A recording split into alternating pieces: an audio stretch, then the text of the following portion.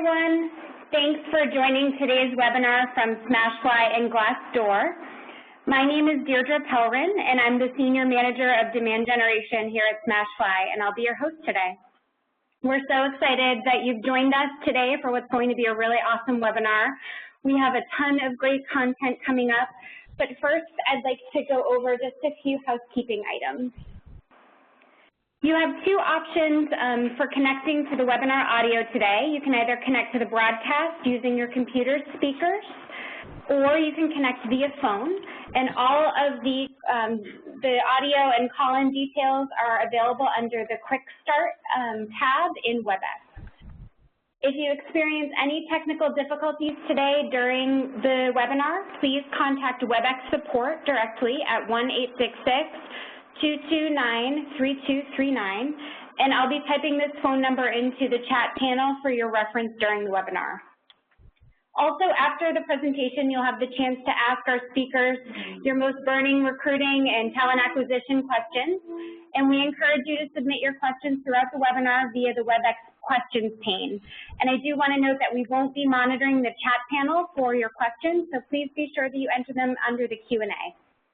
And I also want to note that we'll be sending a recording of today's webinar and the slides via email after the event. And last but not least, we're going to be live tweeting during the webinar today, and we'd love it if you'd join in on the discussion. And we encourage you to tweet about all of the content we're about to share using the hashtag CEJourney, and it will be at the bottom of every slide for your reference. And now I'd like to introduce today's speakers. First up, we have Dorina Adamchuk, Recruitment Marketing and Sourcing Manager for CH2M. Dorina is a 16-year recruitment professional who develops strategies and campaigns to attract and retain top engineering talent at CH2M. Her passion is infusing technology and marketing into recruitment to create best-in-class talent acquisition programs and candidate experiences. Next up, we have Marvin Smith, talent strategist at Lockheed Martin. Marvin is a veteran talent acquisition professional focusing on strategies for talent sourcing, engagement, and branding that leverage teams and technology to maximize success. And at Lockheed Martin, he's responsible for building talent pipelines and driving talent community initiatives. And finally, last but certainly not least, we have our MC for today, William Tincup, co-founder and principal analyst of Key Integral Research.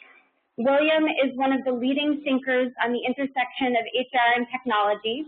He's been blogging about HR-related issues since 2007 and is a contributor to many leading HR and talent acquisition publications, including Fistful of Talent, Human Capital Institute, Human Capitalist, HR Tech Europe, and HR Examiner.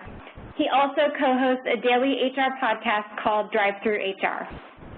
So without further ado, I would like to hand it over to William to get started. William? Absolutely. Thank you, Deirdre. You're welcome. So first of all, before we go too forward, I'd love to thank Smashfly and Glassdoor for getting us together today. And it's always nice to talk to practitioners about what they're seeing. And so we're going to get through the content. And like Deirdre said, please ask us questions. I think all three of us thrive on great questions. So please, just as you think of them, either tweet them or put them in the chat box. So the first thing we wanted to talk to you a little bit about was the journey. And what we're seeing at Key Interval is that candidates today search for jobs in really unique ways. They Google the company, they Glassdoor the company, they send in-mails to former employees via LinkedIn, and that's before they even apply. They suss you out, they vet you. Once they feel comfortable-ish, then they might apply. Gone are the days or apply and pray, you know, it didn't work back then, and it isn't interesting to this particular group as well. So that's what we're saying. Now let's talk to Dorina and Marvin. You know, what are y'all doing to support candidates in this journey, this new journey these days? Dorina? Hi, William. Well, at CH2M, we're trying to get a complete view of the candidate's experience. We ask candidates to rate us. So how was the application process? Did they hear from someone within 2 weeks of applying? How was their experience when they got rejected, interviewed, and offered a job? And an important change we're implementing later this year is to look beyond the recruiter's role and candidate experience. We're going to ask candidates to rate their interaction with the hiring manager, the interview team, and then our onboarding team, because really all of us contribute to that holistic opinion of candidates and what they have, their opinion of our company. For the past 3 years, we've received this type of feedback from the Candidate Experience Awards, and we're going to go one step further. We're also creating our own surveys for external candidates, internal candidates, the hiring managers, and new hires, and we'll be incorporating those surveys into our ATS correspondence. The candies are great, but we feel like it's important to get that feedback more than once a year to make improvements faster. Fantastic. Marvin, what are you seeing? You know, for us at Lockheed Martin, good day. Glad to be here. I think it began with our leadership saying that we need to start thinking about the candidate as being customers. And when you do that, you sort of put on this marketing hat that says, you know, the job or the work itself is suddenly the product that you're marketing. And then that really opens a lot of doors to thinking like a marketeer, and you suddenly take into account the consumers, the customer, the candidate, and what they're looking for. And by putting yourself in their shoes, you come away with a different attitude toward things. You start to consider things like, you know, a person is going to want to learn about you kind of with a do-it-yourself research approach. They're going to want to be able to make a decision about you independent of talking to you necessarily. So they want to be able to see what it's like to work here. They'd like to hear from employees. They'd like to hear from people that have interviewed. All of those kinds of things come into play. And then I think it takes kind of this sea change in our mindset as a company, because we're going to give up control of what our brand is and what it's like to work here. And we're going to let other people determine what our brand is by how they experience it.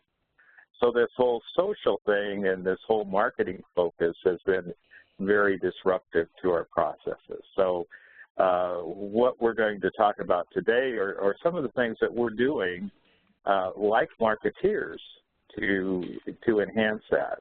And I have to say that today I'm just kind of the storyteller for Lockheed Martin. We have a great team of recruiters and sourcers. We have a great staffing marketing team and HR operations team and insightful leaders and all of those kinds of things, that all those kind of people and synergies working together to bring about the change that we had to go through. Awesome. So from journey to desires, candidate desires, well, we're seeing a key interval in terms of candidate desires that candidates want a great match. They want to be inspired by the work, the leadership, and the company in general. They want to work with companies that care about the whole person. That's why Great Places to Work, Best Places to Work, Employers of Choice awards are so important. Something else to consider is the concept of momentum. Candidates today, more than ever, want to join winners. And because of cultural transparency, they feel like they can pick winners easier than they did yesterday. What is momentum, you might ask? It's the scent that comes with important work. That's what momentum is. And so let's find out what Dorina and Marvin are doing in terms of creating a realistic look, day in the life, behind the veil of what it's like to work at their wonderful companies. Dorina? Yep, William, so the focus at CH2M is to really paint a picture of the company culture, for better or worse. And one of our employees mentioned in a video recently that we're not interested in recipe followers.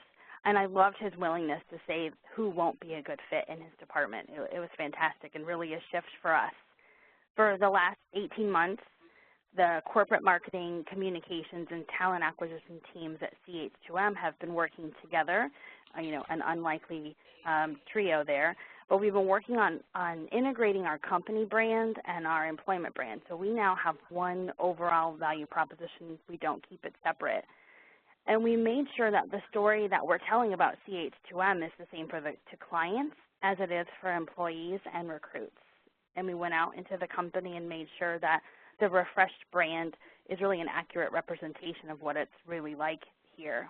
And to give candidates that realistic look into our jobs and into our company, we started adding videos of our employees into our job descriptions. And the videos are colleagues and hiring managers, and they share their personal story about what it's like for them to work at CH2M. Fantastic. Marvin, what about you and the great folks at Lockheed Martin? You know, I think you've been listening to Donald Trump. You're thinking about winners and momentum. So, so on a more serious note, you know, I think with us it starts with kind of listening and learning. If we're wearing that marketing hat, we're going to be listening to what our target audience is telling us and what the research and so forth is telling us. For example, a Glassdoor survey that I just recently read said that people are interested in salary and compensation first, growth opportunities second, work-life balance third, location, commute, those kinds of issues fourth, and then finally the company culture and values. And so if you take this as kind of a metaphor, that's kind of what we're doing whenever possible. Now, there are some things that we really can't tell people about. Lockheed Martin is a very complicated company. We have many different businesses that comprise our efforts in industry. And so on one hand, we're competing with Google and Amazon and Microsoft for IT people. On other times, we're competing with other government contractors for people that have security clearances. We focus a lot on finding people that may already be doing that work for somebody else. For example, we bid on a lot of different contracts, and so we may be trying to hire people in advance of a need or a contract award that we might receive. So we have to, I guess, think about many different channels when we do this. But we developed a candidate value proposition that encompasses our overall corporate brand and our communications brand, and then we apply it to the work itself. So we try to describe the work. We try to point out to our colleagues that are winners. We try to talk about the innovation that we've done over the years and how it's benefited humanity. We talk about how we've solved some of the hardest problems, and then we talk about sustainability and how we're friendly to the environment in the areas that we are. So we do it through videos, we do it through career fairs, we have live chat available, we have talent communities for like the military, those kind of things. Very good, very good, very good. Let's move from desires to reputation. And in doing so, I want to stop down and make sure the folks ask questions. So a couple of things. I mean, every webinar you'd like to have questions, but we really, really would like to hear your questions, either over Twitter or in the chat box. Just please ask Darina and Marvin and I some questions. So here's what we're seeing at Key Interval as it relates to reputation. Candidates can easily separate PR spin and BS and companies that are kind of genuine and authentic. You know, it's the old adage of what people say about you when you're not around. That's what candidates really want to know. Not the carefully scripted and controlled message that comes from great PR. They want to know the truth. And they want to have an idea of who the real you is as a company, your values in action, not just the words, not the things that are carved on the wall. They want to know them in action. And, you know, what's funny is warts don't necessarily scare candidates off these days. In fact, we're seeing the opposite. Evaluating a company or a position that is completely perfect, that terrifies candidates. So, you know, it's just one of those deals. I think we're all getting smarter about managing our reputation, and the more authentic and genuine we are in doing that, and more honest we are, the better. So let's find out from Darina and Marvin, you know, as y'all look at, you know, reputation online, and how do y'all go about managing your reputation online that maybe you didn't do a decade ago? Darina, what about yourself? Yeah, well, the thing I've noticed is that job seekers look at Glassdoor, whether HR or recruiting claims the page or not. It exists. It's out there. So we chose to be actively engaged in that conversation, for better, for good or bad. Our methodology is to monitor any user-generated content that comes through the web and what's being said about CH2M, and also known as social listening. And we evaluate every review made about the company on Glassdoor for positive and for negative sentiment, and then we categorize every review, salary, and interview comment to determine the perceived pros and cons of our company. And someone on Twitter asked me, what do you do with these ratings? How do you get better? So we use the negative ratings in the interview example to redesign our hiring process when possible. So one example, and this goes back a few years, was a candidate withdrew from our hiring process based on what he read on Glassdoor. And there was a trend that people were getting asked really nonsensical interview questions, and non-executive candidates were going through all-day interviews with 7 to 10 people, and it was, too many. So we reformed our interview process so it didn't resemble a Senate Judiciary confirmation hearing. We started coaching managers in offices where the majority of comments originated, and we put together an interview guide so managers would stop asking illegal or bizarre questions like, why are manhole covers round? It's just, no place for at least our company. And another example of us shaping our brand and the reputation evolved this year out of the brand refresh. So the cornerstone of CH2M's brand is our people. On our website is now full of people stories. And besides them being posted on our website, we share the stories on Glassdoor and social media because, number one, we're really proud of our employees, but number two, to strategically offset negative reviews. So getting employees to talk about what they like about CH2M is really the best counter to some of the not-so-glowing third-party reviews. And it's not corporate fluff. It's unbiased. It's really proof points from someone with firsthand experience working at the company. That's fair. Yeah, and then one more thing, sorry.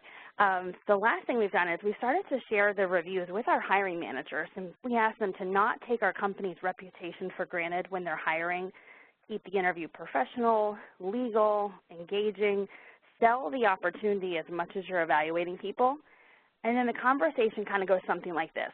Hey, no pressure, but what happens in your interviews this week could go on social media and have a positive or negative effect on future hires for years to come. Good luck. So we put it out there. We let them know that they have a part in this. Very good. Marvin, what about yourself? I think one of the things that, that Doreen and I have in common is really that the impact of what the different sites like Glassdoor, Indeed, or LinkedIn, or Direct Employers, or a site that is going to be giving access to people to tell about their experience with us. Again, it's about people. Our brand is determined how people experience us, and so to a certain extent, it's out of our control, other than how we treat people, right? So part of what we try to do is we start with our team, our recruiters and sourcers, and we try to hold them accountable to the things that are going to be measured in terms of that customer satisfaction, how we treat the candidate. And so it kind of starts there on the ground. And then we also provide genuine messaging that tells our story, but it's more fact-based or it's more example-based than it is trying to say we're the greatest company, on the face of the earth, or some of the things we used to see years ago in terms of how corporate brand themselves. I think that social is so important to our consideration of things. Social recruiting itself has probably been disappointing in terms of what we thought it was going to be when we looked at it about 10 years ago, but social as an influence on the hiring process and the influence on our brand is so amazing to me. I saw some data recently where we hired a little over 200 people in this test period that we were tracking, and every one of those people went to Glassdoor and wrote a review about us after they were hired. And so that's really how the brand is taking, habits. We also use technology. We have a constantly improving website, a career site that really shows the real Lockheed Martin. And then, of course, we have live events, career fairs, live chat, all kinds of different ways that people can engage with that. So it's really, really important that we're authentic, we're genuine, we're on the ground and available and accessible to people. Oh, that's perfect. That's a lot. There's like 5 words, but turns out it's size of the Grand Canyon. Let's move from reputation to relationship. Some of the things that we're seeing at Key Interval in terms of relationship are quite simple. Candidates today aren't that different than candidates yesterday when it comes to relationship with recruiters and HR in general. They want to be respected, and a large part of that respect bucket is honesty. It's as simple as no honesty, no relationship. No respect, no relationship. And those things are just table stakes these days. I think the change for employers is that honesty, if not publicly thought of this way, at least privately was thought as a gradient. And I can't say 50 Shades of Gray because that phrase is dead to me, but it's not a gradient. Today, the candidates look at that as black and white. You're either being honest with me or you're not. You either respect me or you don't. That change, while it might seem small, is actually humongous. Our advice to recruiters is quite simple. It's err on the side of being too honest. And so now, without any further ado, let's kick it over to Dorena and Marvin. What do you do to provide candidates with options in connecting with you, and how do you keep them engaged? Dorena? Yeah. Let's see. So at CH, we created a talent network. I know that's kind of a buzzword, but that's what we call it. And it was for candidates who weren't ready to apply, for those who didn't find the right fit for them and they wanted to stay engaged with us, and those really still researching the company.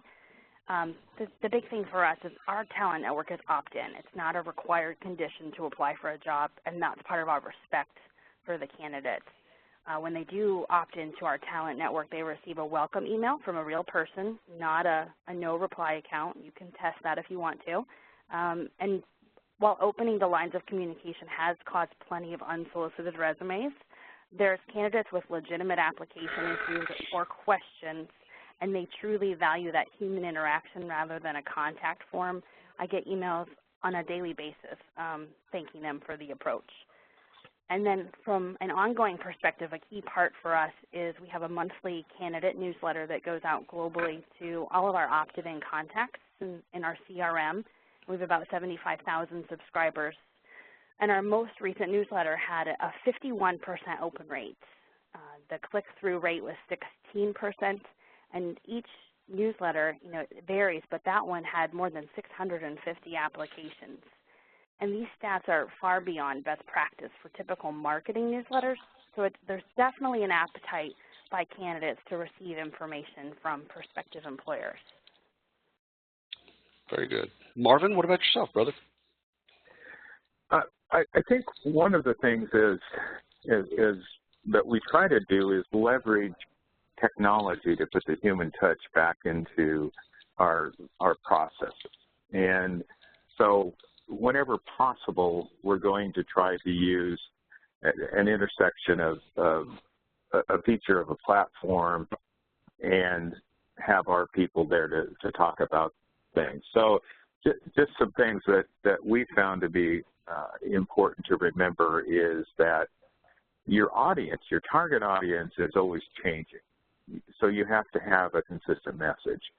And so if you think about it, if somebody, like Dorena was saying, is not looking for work right now, then a talent network could be a very good place for them. And we have one of those as well. And people sign up to receive information on a periodic basis, and so we try to provide them relevant and valuable content. Again, we're leveraging technology to do that. We also believe that, and have found success in building talent pipelines for key segments of talent. So rather than just sort of a one-and-done email blast, we're going to, through calls and email and communication and events and those kind of things, nurture a relationship with a group of people that we know we'll need for future needs as well as the current needs that we have. And so that's been effective for us. We also have worked in talent communities where we create an opportunity for an affinity group or a group of people like people transitioning from the military that we're working with right now, and use that as a way to our people to engage with those folks and help them in that transition. And then we're on all kinds of social platforms, from Facebook and Instagram to LinkedIn and Pinterest, and trying to meet people where they are on the platforms of their choice.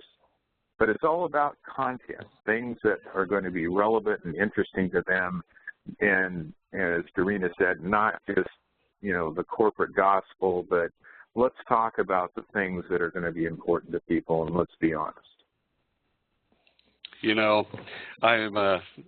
I'm Marvin, every time you and I talk, I learn something. What that tells me is I need to talk to you more often. Folks, we're starting to see some great questions in the chat window and also on Twitter. Please keep that up. We've got about 42 minutes of content and hopefully about 18 minutes or so of Q&A. So let's move from relationship to expectations. What we're seeing at Key Interval, candidates want to be met, as Marvin just said, where they are. They wanted to know where they are in the process, next steps. They want great communication from employers, even if it's bad news. They want text updates. They want the company to communicate with them in the way that they want to consume communications. That's content, that's mediums, that's frequency, etc. We have to do a better job of understanding what they want and their precise expectations and meeting them exactly where they are. And think of this as our way versus their way. And gone are the days where it's really we force a model where it's our way. We really need a highly personalized model of meeting them exactly where they are. And so we suggest to recruiters and HR teams all the time to err on the side of their way. And so let's talk to Dorena and Marvin about the same things. How do you make sure you do this all expectation management? How do you make sure that you're doing that really well, Dorena? Yeah, that's a good question because it varies, throughout different regions of the world. But at CH2M, we have the refresh branded. Part of that was changing our website, and that was in April. And within the careers navigation of our website, we created a page called Candidate Support. And I have to give credit to BP for this because I saw it on their page first, so it's okay to imitate. So we added the Candidate Support page and provided application and interview tips, and we're adding frequently added questions. And since April, we've had more than 28,000 unique visits to the Candidate Support page. So, we're giving people the information they're asking for. And one of the most often asked questions is, what could they expect in our hiring process? So we added a process map and an explanation of our hiring process at a high level. And half of the traffic that comes to our candidate support page clicks through to the hiring process page. And we really do want to share specifics like how soon we're going to get back to you and how long is our hiring process. But like I said, it varies by region and honestly by manager. So we had to leave those out. And it's not perfect, but we're on a journey as well. The other thing we're doing to help set expectations and improve the journey is to document what the application process should look like. We went live with a new ATS last week, and we're creating screencast videos that are tips to search for a job and what the application process is going to look like. And those videos will be in our candidate support page, and we'll probably share them on social media as well. Very good. Marvin, what about you? I think this is one of the real challenges that exists for us is that there's almost this tension between security and transparency, and what can we say and what makes good business sense not to say. And so I think we're challenged with that. In some cases, technology hasn't caught up with, maybe the needs that we have. But at a very honest level, when we have positions that are hires in advance of a contract that we might be getting or an expansion that we have planned, we try to keep people informed of that. An example is I was working with craft people, very skilled labor people for our aero division, and we hire people conditionally or in advance of what the need is going to be. And so we use technology to keep them informed and treat them like they're employees of the company, because they've gone through everything. They've done the background screens and everything. They're just waiting for the opening to go to work. And so we can do that. In other cases, we may not be able to talk about even what the job entails because it has so much restricted clearance on it. And so it's something that we try to do. We have a great leader, project leader on our career site, and she's done an amazing job of bringing forth a career site that is in this iteration is setting expectations, and the next one will do even more than that. But it's hard for us. We've had some success in using automation to also create, in addition to the talent network where people would receive information of, that would be relevant and valuable. We also use a job alert system that allows people to sign up for alerts on positions that might be of interest to them, and using automation that way to let the person choose how they want to receive information from us, rather than just, a lot of email blasts coming about somebody like that. So it's something we struggle with, and we're going to get there. It just takes time. Marvin, just a quick follow-up, because because of the company and because of what the company does and because of security protocols and things like that, do you think your audience kind of understands a little bit of that? Like, do they understand that complexity? Because it's not Macy's. You're not recruiting for Macy's or Walmart or Microsoft. I don't want to assume anything here. Does your audience kind of get that there's a level of security and there's a level of protocol that has to be kind of followed? Yeah, a large part of our target audience does, but I think sometimes when suddenly we're positioning ourselves as, this innovative IT opportunity for people that they're looking at a technology company or an Uber or whatever that can and will be more apt to disclose a lot of information. I think that's where we have to work at communicating our message. It's those kind of people, maybe college students coming in, where they're looking at us versus a lot of other opportunities and maybe haven't thought about us as a way to think about innovation and those kind of things. And so getting our message and getting a way to have conversations with those folks is very important to us for the future. It reminds me, I was at a Twitter a couple of years ago, and the talent acquisition people asked the question, like, who's our biggest competition for talent? And everybody in the room got it wrong, of course. And they're like, Wall Street. We're fighting with Wall Street over the exact same IT talent. And it blew me away. I'm like, yeah, now I get it. So it's not, it's not just in the valley where they're kind of going from one to the other. They're actually competing with some other types of forces, which is really interesting. So let's move the conversation from expectations to life cycle. And what we're seeing at Key Interval is candidates don't think about life cycle. Obviously, employers do. Candidates only want a long relationship with you or your brand if they have a good experience with you. If you show them respect and you communicate well, then a longer relationship might exist. And I'm going to put an asterisk next to might. In some ways, it's like dating someone, and on your second date, talking about your 25th wedding anniversary. No.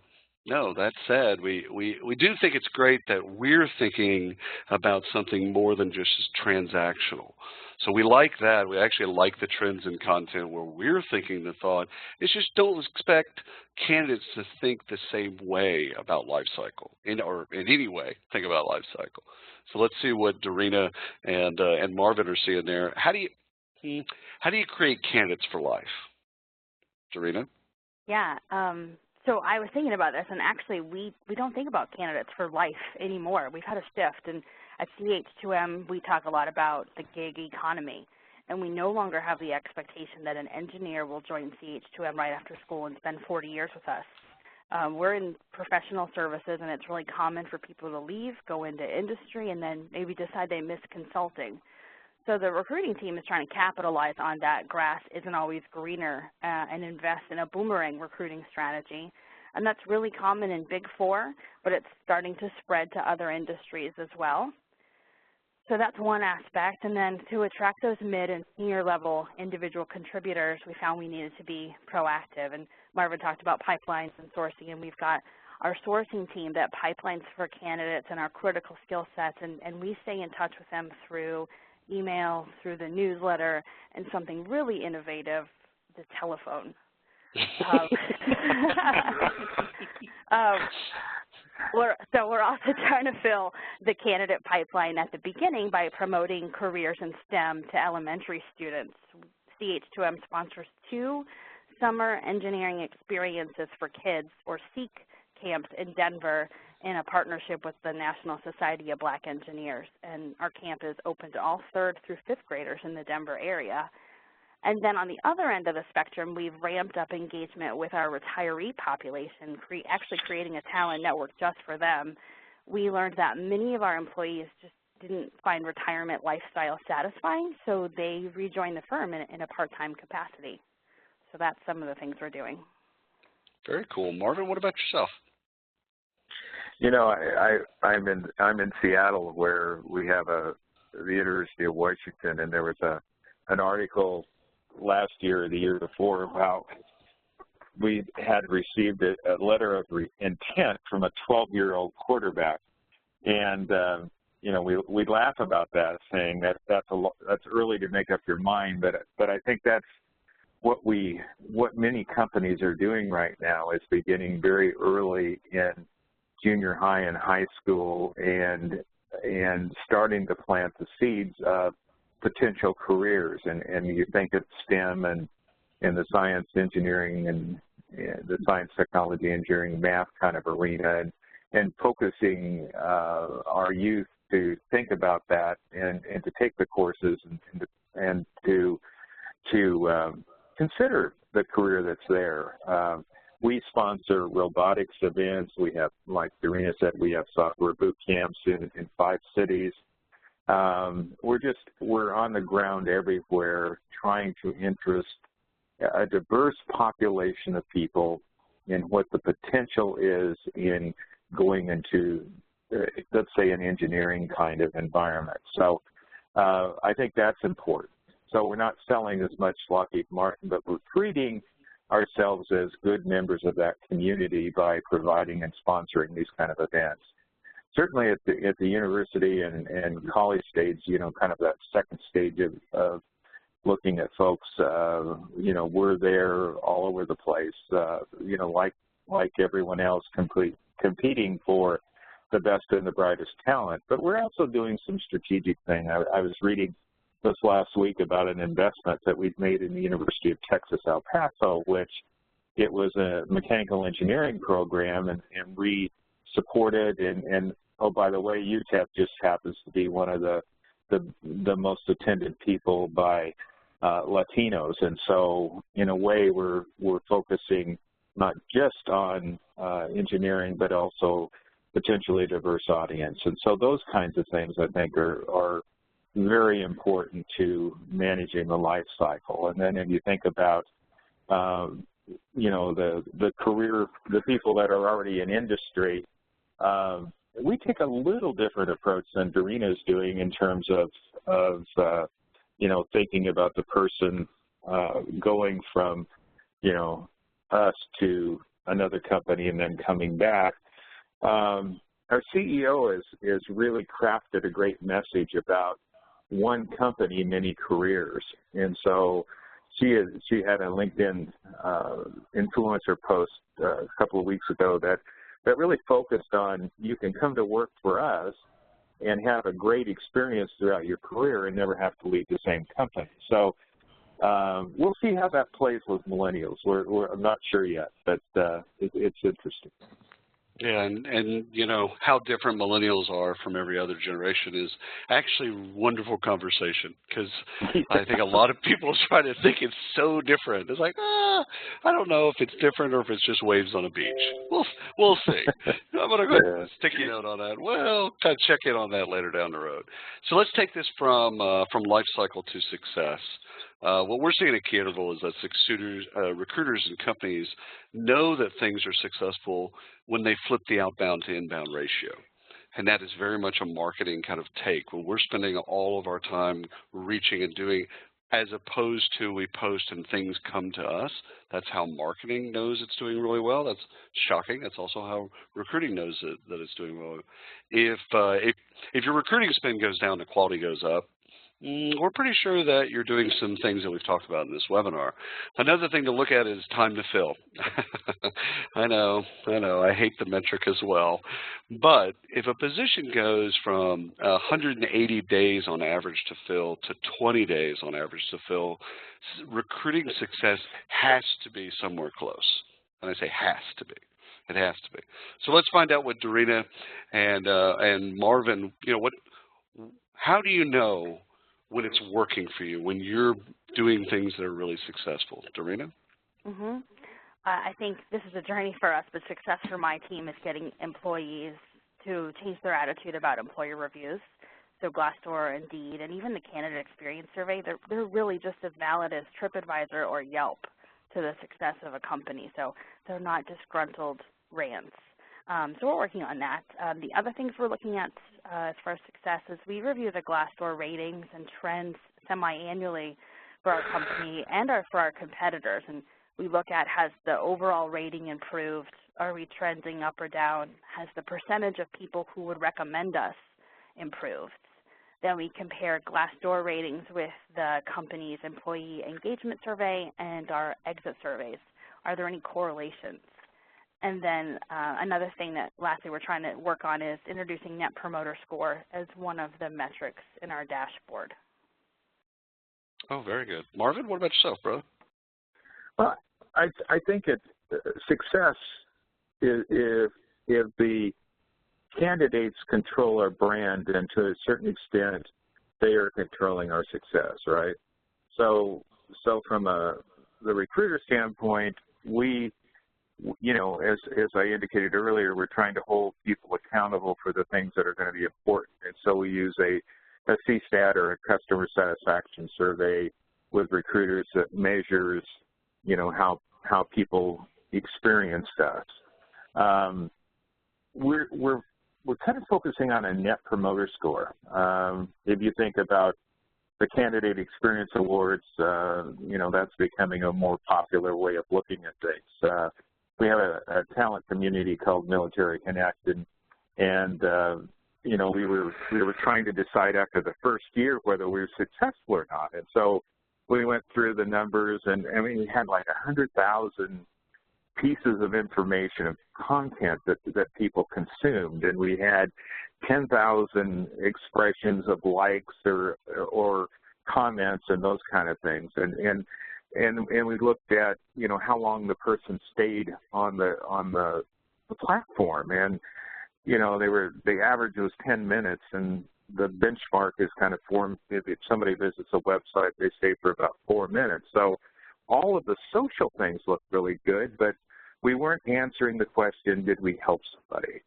And so we decided to ask the audience. And so our Net Promoter Score was 65% of the people said that they would recommend or refer their colleagues to this site. And so I think that's also a way that we're kind of landing on to understand how people think about us. We also think about industry awards. The Candidate Experience Awards, which Doreena's talked about are very important to us. They allow us to survey people and find out how the interviewing process works. We won in 13 and 14, and we'll find out next week how we did this year. The Glassdoor is important too. We just won an award for being the best in our category in Glassdoor. And what was interesting as I looked through the reviews, we were either the second or third highest company in all the companies. And so that really is a powerful reflection on what our recruiters and sourcers and our team is doing to do those kind of things. I think also vendors and the partnership we have with them, like LinkedIn telling us how we're doing in our industry category versus other competitors and those kind of things. I think we take all of that into account.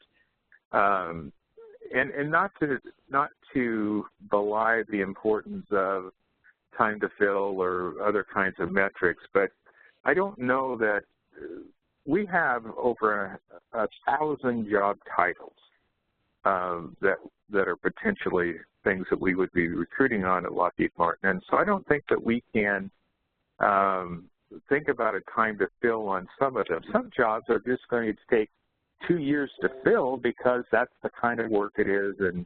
And on the other hand, we can, we use some job alert system and implemented that in the first 60 days. I think we made about a hire a day doing that. So, and sometimes our jobs take, 30, 60, 90 days to fill. So that seems to be expediting some things as well. So on balance, it's really how the customer or candidates think about us is how we measure it. Fantastic. Listen, we went a little bit longer than I think we all wanted to, but I know we have some wonderful questions. So Deidre, why don't you herd the cats? Excellent. Thanks, William. Thanks, Dorena and Marvin, for a great session today. We've got a ton of amazing questions coming in from Twitter and in the WebEx Q&A panel. I do want to remind you that it's not too late to submit your questions. Please submit them in the Q&A panel here in WebEx, and we'll try to review and get to as many questions as we can. I also want to remind you that we will be sending a copy of the slides and the recording via email within 24 hours. So please expect an email from Smashfly and Glassdoor tomorrow. So now on to the Q&A. Lots of great questions here. I'm going to start with Marvin. Marvin, you mentioned the rating of what candidates care most about in terms of a position. Would you be able to expand upon that just a little bit? Sure.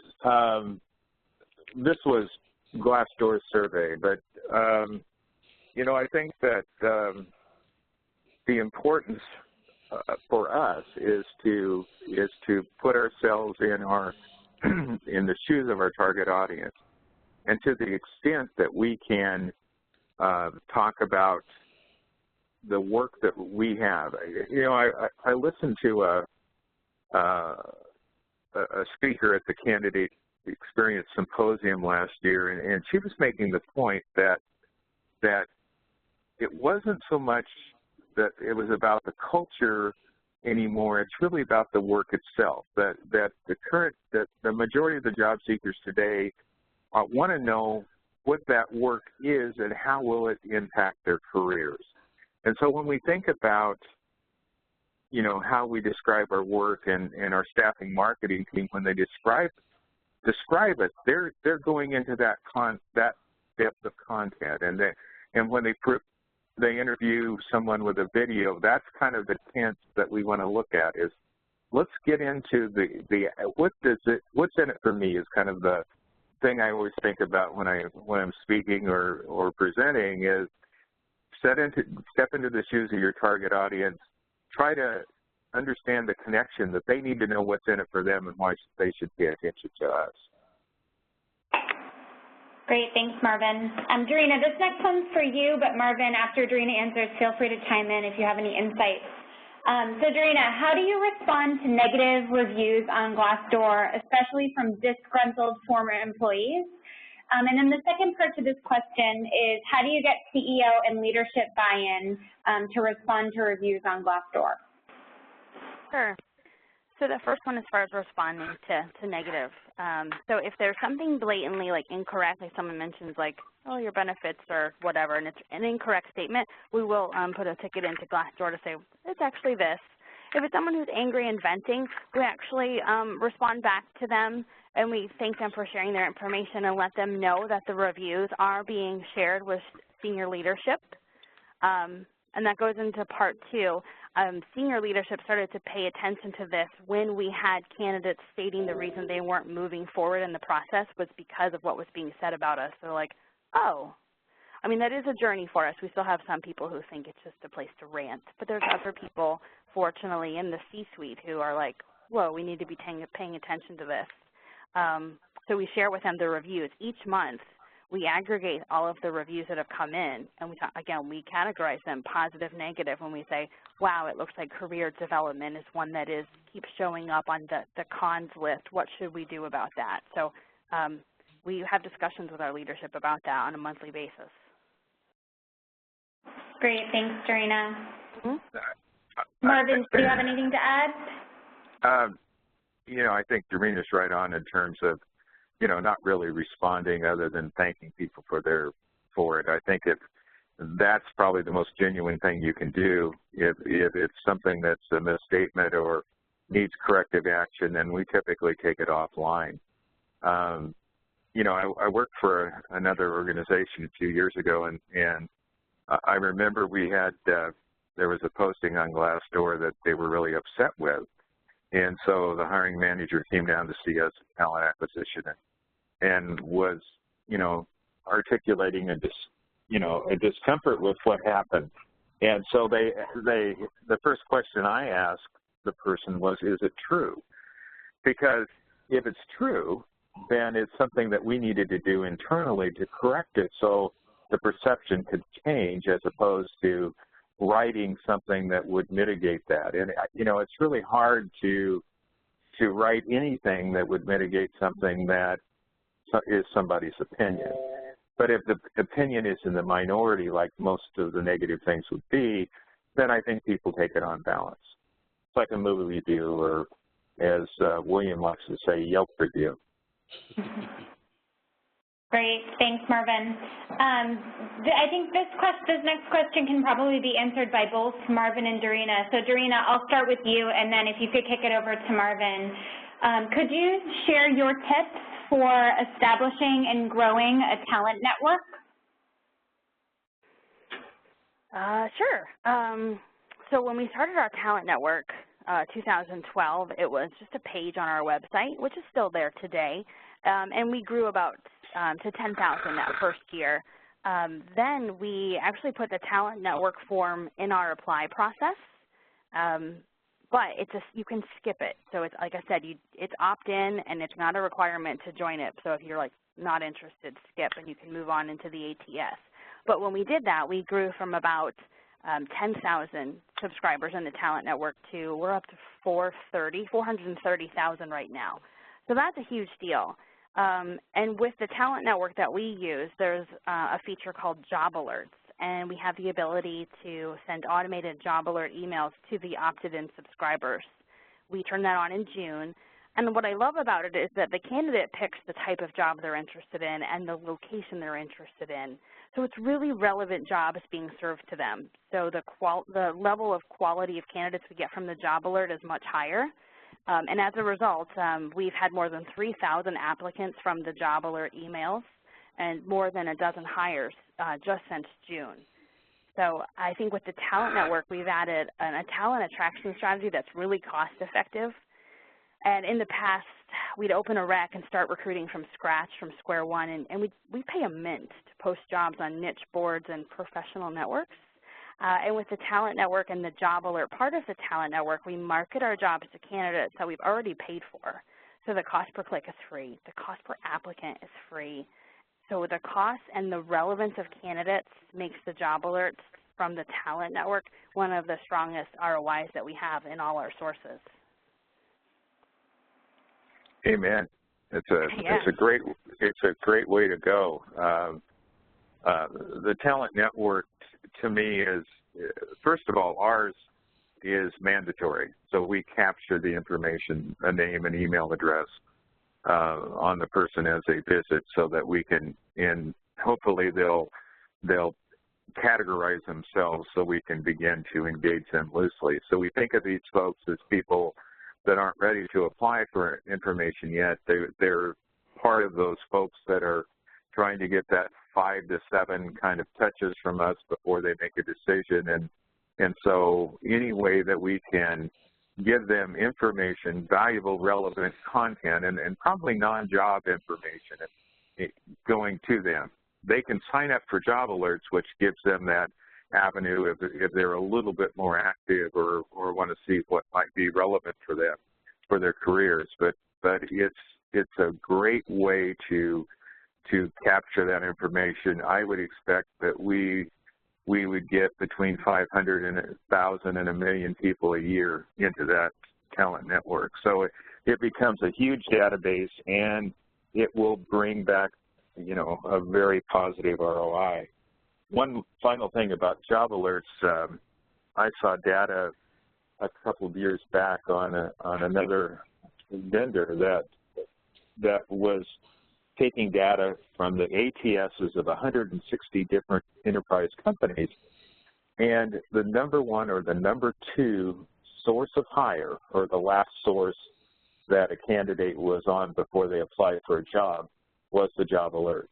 It will become, over time, the most valuable place for an organization if they build it out and use it. So I'm a big fan. Amen. Thanks, guys. Serena, we've got a ton of questions coming in about your newsletter. Could you talk a little bit about the types of content that you include in your newsletter? Yeah, sure. So the newsletter has one people story, and one project story or an award, you know, depending on what's newsworthy that month. We also share whatever was the most engaging post from the previous month on social media. And we do have links to the jobs that are available by region. So if you're interested in Asia-Pac, you click Asia-Pac and you see those jobs. But it's not intended to be a job-specific newsletter. It's other content about the company to keep our name in front of candidates, keep them warm. But the whole thing is only one page when you print it out on a piece of paper, because I read the Microsoft study that said human beings have less attention span than a goldfish, so we have 8 seconds for people to look at that. The other content that we do is on social, and we look at social really closely, and we categorize every post that we put out on social media. And what we've seen is jobs, recruiting tips, polls, and humor are always our most engaging posts. But we also talk about third-party information, so like innovation in our industry. We'll share interesting stories about other people who are engineers, and we'll share career-related news from other credible sources. We try to follow a 60-30-10 posting rule. So 60% is third-party information, 30% is about our company, and then 10% is the we're hiring content. So every post isn't CH is awesome, come work here content. We try to spread it out so that people aren't like sick of us and stop following us. Great, thanks, Serena. So everyone, we have a minute left. I think it's time for one more question, and I'd like the three of you each to briefly answer this if you can, maybe in 30 seconds or less. So the question is, where do you start improving the candidate experience if you're starting from scratch? Where are you going to get the most bang for your buck or resource? I'll start. This is William.